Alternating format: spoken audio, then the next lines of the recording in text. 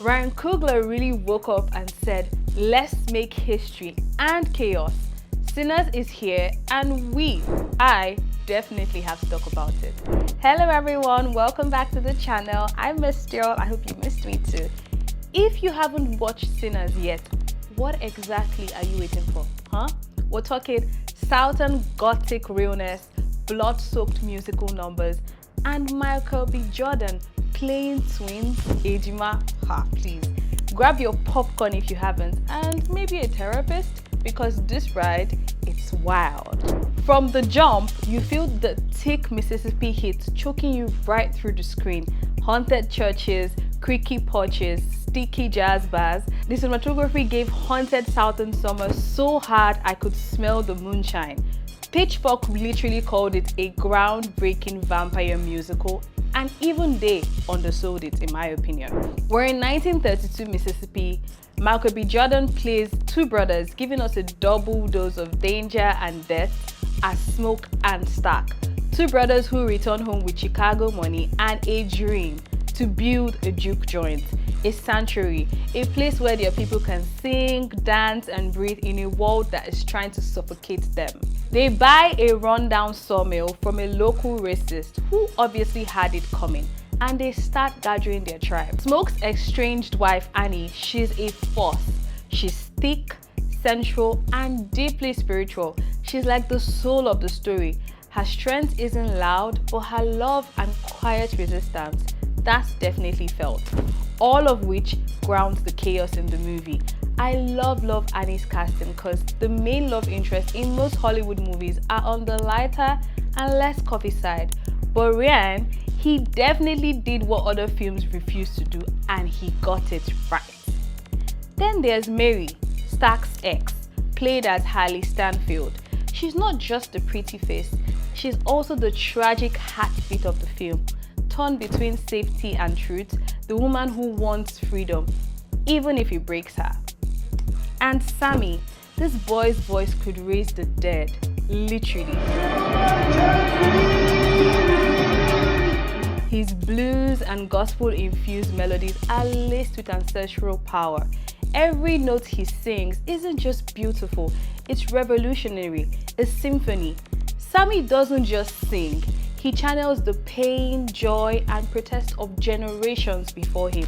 That's not fantasy, that's legacy. His music is what draws the vampires, who see sound as something to be consumed, colonized, and controlled. But what's new with white supremacy? But just when you thought the biggest monsters were the racists, then enters Remick, an Irish immigrant who rolls up looking for trouble and finds it. Because my dude is a vampire and he's not alone. I mean, they're never alone. Suddenly, this isn't just about fighting racism. It's about fighting literal bloodsuckers who see this town, this juke joint, and especially the music as something to exploit. The performances on Sinners are top tier. Michael B. Jordan eats. Playing Stack and Smoke, he balances wild ambition with deep sorrow. 1 minute you're swooning, next you're terrified. Maybe. The chemistry with himself was better than half of Hollywood. Quote me anywhere, okay? And Mary, baby, she gave layers. Her scenes with Stack, her choices, her heartbreak, it was all so real, so doomed, so beautiful, like that silk dress she wore. She brought this vulnerability and that fairy spirit that made you root for her even when you knew things were going to end bad, and even when she made some stupid decisions. But her portrayal added heartbreaking depth to a brutal story. We can't even forget the juke joint's grand opening. That was the height of the movie. 1 minute we're vibing to Sammy's soulful tune, the next minute blood, chaos, vampire mayhem, garlics flying, spirits are summoned. Annie becomes a full-on vampire hunter priestess, and she gives us a survival masterclass. That was like using a stake in a vampire's heart. But nothing, and I mean nothing, hits like the final showdown. Stack gets turned, and Smoke, he has to face his own brother. It's not just brother versus brother, it's soul versus shadow. The ultimate metaphor for internal black conflict. Survival versus power, Resistance versus rage. Smoke has to destroy what he loves to save what matters. And Michael B. Jordan, he sells heartbreak so well. That scene, it literally broke me. Now the music. Whew. The music is a character on its own. Gospel, blues, blood magic. Every time Sammy opens his mouth in that movie, my soul ascended. The soundtrack, so snatching. One critic literally said, "Why does this soundtrack make me want to ugly cry and two-step at the same time?" Like, same. I literally was very shook by most of the things that Sammy was singing. Yes, there were a few hiccups. Sammy's power felt underused by the second half, and I agree. It was so beautifully built up, and then it kind of slipped into the background. Also, the pacing dipped a bit mid-film. This now takes me back to when Smoke, Sammy, and Slim were on their way to the Duke, and Sammy told us an emotional story about his brother, which made him burst into a beautiful song.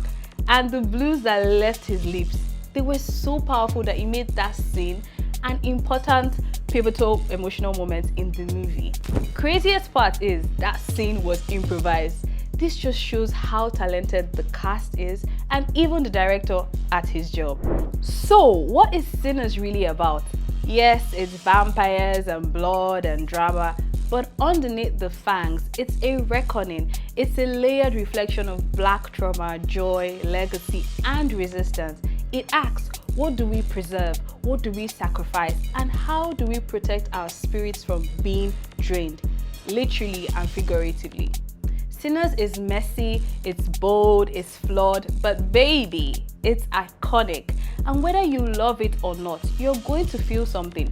And that's what proper cinema should do. So, were you Team Stack or Team Smoke? Did Sammy's voice give you the chills too, like it did to me? What was your favorite moment? Drop it all in the comment section. I want to hear your thoughts as always. Like this video and don't forget to subscribe to get more of us, of me, as always. Until next time, besos. Mwah.